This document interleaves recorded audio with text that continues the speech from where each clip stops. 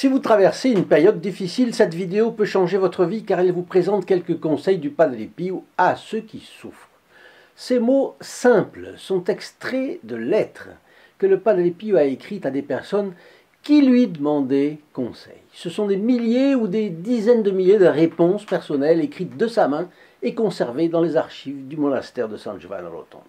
Ces conseils continuent de nous stimuler aujourd'hui parce qu'ils viennent du ciel, la grande source d'inspiration du Padre Pio. Et ils s'appliquent à des situations concrètes qui se répètent peu ou prou dans la vie de tout homme. Voilà pourquoi, si nous nous trouvons face à la souffrance, ces pensées nous communiquent la confiance et en conséquence le soulagement spirituel dont nous avons besoin.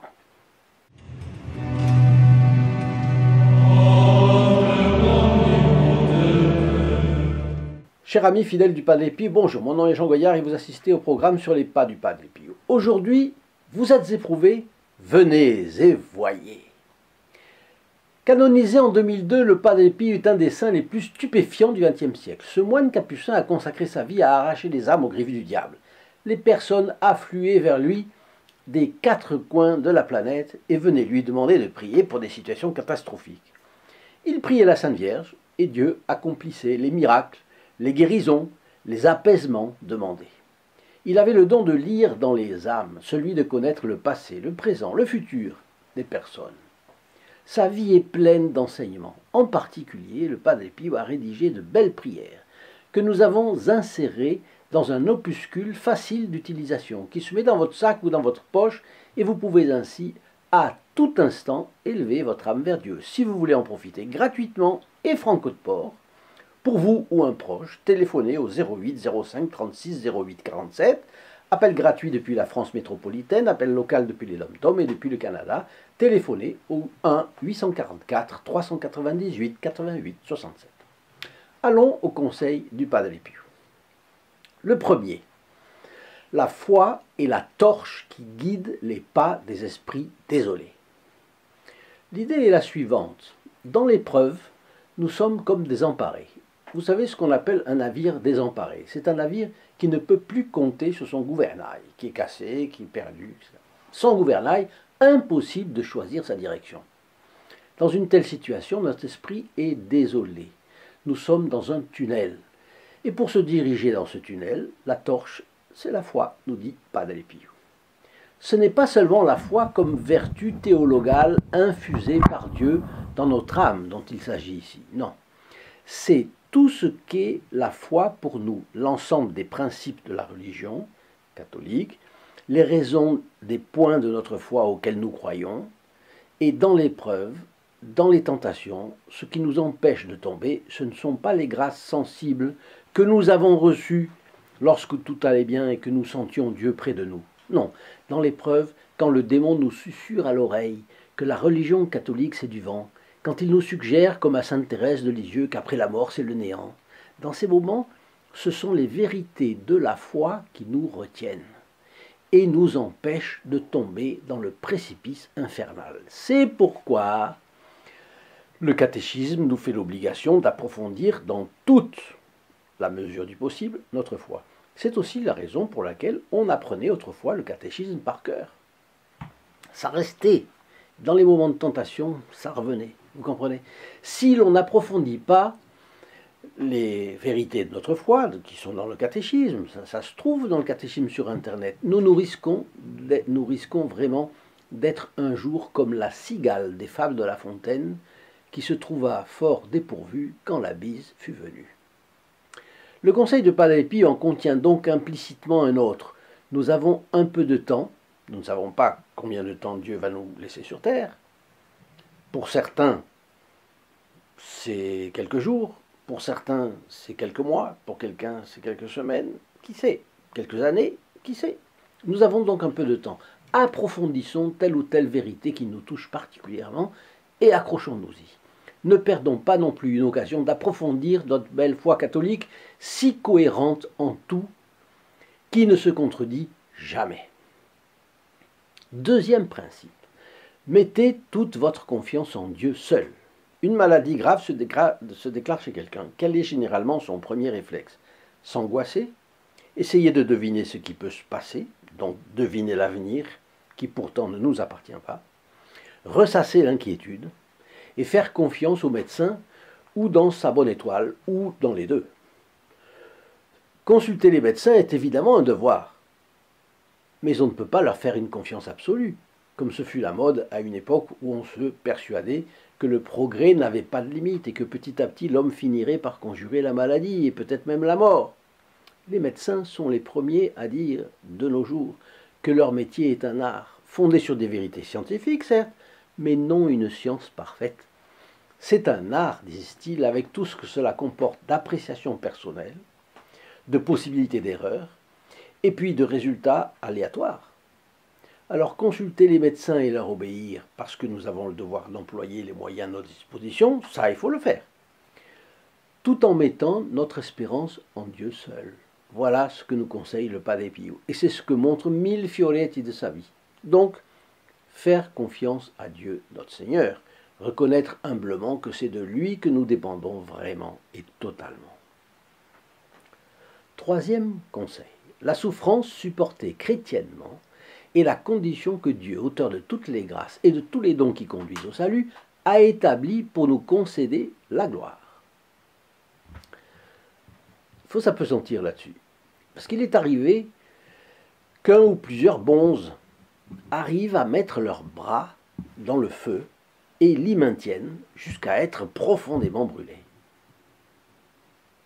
Ce n'est pas la même chose que la souffrance supportée chrétiennement par le Padre Pio, qui se caractérise par l'offre généreuse à Dieu et à autrui, la générosité de la bonté, une attention à la souffrance des autres, pour tout dire une charité, une souplesse d'âme, une bonté, une humilité que nous avons constatées dans les fioretti de sa vie.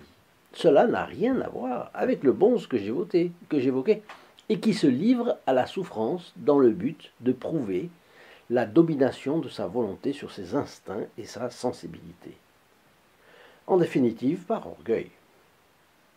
Une telle cruauté avec soi-même se combine avec l'inhumanité, avec une froideur sèche, sans miséricorde pour soi et en conséquence pour les autres. Après une telle expérience, inutile d'être grand clerc pour comprendre que l'âme de ce bonze, que j'ai vu dans une revue un jour, que l'âme est devenue plus dure, plus insensible, plus inclémente et plus endurcie qu'avant. Donc, le secret de la souffrance chrétienne, c'est la façon dont elle est acceptée et supportée. Bref parenthèse, si vous n'êtes pas encore abonné, je vous invite à le faire, c'est gratuit, il suffit de dérouler la description ci-dessous, cliquez sur le bouton s'abonner et actionnez 2 fois la clochette. Vous ne manquerez plus les anecdotes savoureuses de la vie du Padre Pio racontées ici 3 fois par semaine. Alors notre 4e conseil du Padre Pio d'aujourd'hui. Dans l'agitation des passions et des vicissitudes adverses, rappelons-nous, plein de gratitude, que Dieu nous a déjà montré son inépuisable miséricorde, que celle-ci reviendra, gardons-en la ferme espérance. Alors, hors de l'épreuve, on a conscience de recevoir telle ou telle grâce. Et en tout cas, on sait être dans un état de normalité. Moi qui vous parle, par exemple, en ce moment. Dans l'épreuve, cela change. On croit avoir la même vision objective, alors qu'elle n'est plus la même. Et notre vision nous renvoie un pessimisme creux. Les choses nous apparaissent sous un angle différent, défavorable, des couleurs, elles aussi différentes, ternes. Principalement, on perd l'idée que c'est une épreuve. On est plongé dans un état, on n'a pas l'objectivité qu'on avait avant, on n'est pas au-dessus, non, on est dedans. Alors on perd la notion que toute épreuve est passagère. Et nous croyons qu'elle va durer toujours. Dans cet état, l'âme est forcément éprouvée et se laisse agiter par les impressions, les passions, c'est ce que dit le Padre Pio. On se croit abandonné de Dieu, et cela arrive même avec les saints. Sainte Thérèse d'Avila avait passé une longue période de tentation, et quand cela s'est achevé, elle a reproché à notre Seigneur de l'avoir abandonné tout ce temps-là. Parce que Jésus lui apparaissait assez souvent, mais là, elle n'était pas apparue pendant longtemps. La première fois où elle l'a vu, elle lui a dit « Mais Seigneur, je vous ai cherché partout, où étiez-vous » Il lui a répondu, Thérèse, j'étais là, j'étais dans ton cœur. Et c'est là qu'elle ne le cherchait pas. L'épreuve, comme vous voyez, peut sembler insupportable. La nuit de la foi, même pour certains grands saints, peut vraiment être quasi insupportable. La personne sent sa foi défaillir. Pour nous, ce qu'il faut dans ces moments, c'est d'abord se rappeler des sollicitudes de Dieu pour nous, où nous voyons qu'il a veillé sur nous, il nous a privilégiés par rapport à beaucoup d'autres, il nous a bichonnés, et il faut se rappeler des grâces reçues. Notre mémoire doit nous servir à ça. Ensuite, exciter en nous la gratitude pour le bon Dieu. C'est ce que le Padre Pio demande dans son conseil, auquel nous devons d'être lavés du péché originel et de nous avoir évité l'enfer, que nous avons bien mérité. Et puis, toutes les grâces qu'il nous a données aussi. Et 3, savoir que les moments de grâce reviendront. Ces moments difficiles ne sont pas dus à notre infidélité non plus. Le Padre Pio l'a dit à une autre occasion. Ils sont dus à une mise à l'épreuve que Dieu, dans sa sagesse, nous envoie. Il permet que le diable nous tente pour notre plus grand bien. Et il a ses raisons. Nous sommes ses jugés. Il peut faire avec nous ce que bon lui semble. 5e conseil du Padre Pio. La meilleure des consolations est celle qui nous vient de la prière. La prière est la meilleure arme que nous ayons. C'est même une clé qui ouvre le cœur de Dieu. Et je ferme les guillemets. Donc, dans ces moments de souffrance, il faut chercher une consolation, sachant que c'est vers la prière qu'il faut se tourner. Trop de personnes se sont enfermées en elles-mêmes, n'ont pas adopté la bonne position spirituelle indiquée dans ces conseils par le Padre Pio, et le résultat est qu'elles se sont raidies dans la souffrance physique, morale ou spirituelle, et elles ont broyé du noir. Où elles ont recherché des consolations auprès des créatures. Mais comme l'enseignaient certains jésuites, qui étaient de remarquables pédagogues, vous savez qu'ils tenaient les meilleures écoles de France, par exemple, il y a 60 ans, bien. Et puis après, on les a envoyés en mission, on a liquidé sauf 2 ou 3, on a liquidé leurs écoles, bref, et on n'a plus eu les écoles qui avaient avant. Bien. Les créatures, disaient ces jésuites, sont de mauvaises cannes, qui cassent quand on s'appuie dessus. Et oui, hors de Dieu. Alors l'une s'appuie sur son mari, l'autre sur son épouse, un troisième sur ses enfants, un quatrième sur ses parents. J'en connais même qui comptent sur une distraction de leur choix en attendant que ça passe, comme on dit. Et pourtant, dans ces moments d'épreuve, Dieu seul est l'appui, le soutien, le remède. Et d'ailleurs, il permet que nous soyons tentés par cela pour que nous approfondissions notre foi, pour que nous nous accrochions aux vérités de notre religion. Et donc, si on a un coup de blues et qu'on n'en profite pas pour cela, on perd cette occasion de progresser un peu vers le bon Dieu. La meilleure des consolations est la prière, nous dit le Padre Pio. Pas toujours la prière orale, c'est-à-dire réciter. Le Je vous salue Marie, le Notre Père, c'est très bien. Mais pas seulement ça, c'est aussi la méditation sur une des vérités de la foi.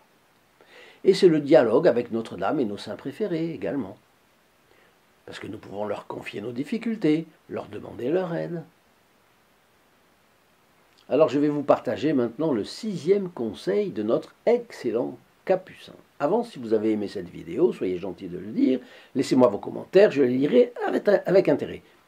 Et enfin, quand vous partagez une vidéo, non seulement vous entrez dans les intentions de la messe du vendredi qui suit à midi, mais les personnes qui la reçoivent bénéficient comme vous des grâces de cette messe. N'hésitez donc pas à partager. N'hésitez pas non plus à venir me rendre visite sur le lien https://st-padre-pio.fr en bas dans la description. Vous connaîtrez le groupe des protégés du Padre Pio et les bénéfices spirituels qu'ils reçoivent. Alors le 6e conseil du Padre Pio. Le bonheur se trouve seulement au ciel. Ah, c'est curieux ça, ce conseil. en forme d'affirmation. Qu'est-ce que nous conseille cette affirmation du Padre Pio? C'est que nous cherchons à assouvir notre soif de bonheur. Ce bonheur pour lequel nous avons été créés, mais que le péché originel a entaché inexorablement. Alors au paradis terrestre, vers la fin de la journée, Dieu venait s'entretenir avec Adam, vous vous rendez compte? C'était une brise qui venait, qui annonçait Dieu. Adam savait cela, annonçait Dieu. Et à ce moment-là, il savait qu'il allait avoir un dialogue avec Dieu. Vous vous rendez compte de cela? C'est incroyable. Mais désormais, nous avons cette soif de bonheur, mais le bonheur nous échappe tout le temps. Qu'est-ce que le bonheur? Certains diront l'absence de souffrance, justement. Donc vous me parlez d'épreuve. C'est justement le contraire de ce que je veux qui est le bonheur. Ah, voilà. Est-ce que vous croyez que le bonheur, c'est l'absence de souffrance? Et où est-ce que vous trouvez l'absence de souffrance dans le monde? Prenez des gens à la tête de grandes fortunes. Pour eux, l'argent n'est pas un problème. L'épreuve ne vient pas de ce côté-là, du moins. Parce qu'avec la fortune qu'ils ont, ils peuvent voyager, par exemple, changer de lieu de vacances, aller à la montagne, s'ils le veulent, aller au bord de la mer, s'ils le désirent. Et ont-ils le bonheur pour autant? Pourquoi alors les milieux aisés et diplômés, c'est une chose qui vient de paraître dans les journaux ces jours-ci, sont-ils ceux où l'on trouve le plus d'adeptes des paradis artificiels, avec tant de consultations psychiatriques à la clé? L'un d'eux possédait un jet privé dans lequel il faisait régulièrement le trajet Europe-Amérique.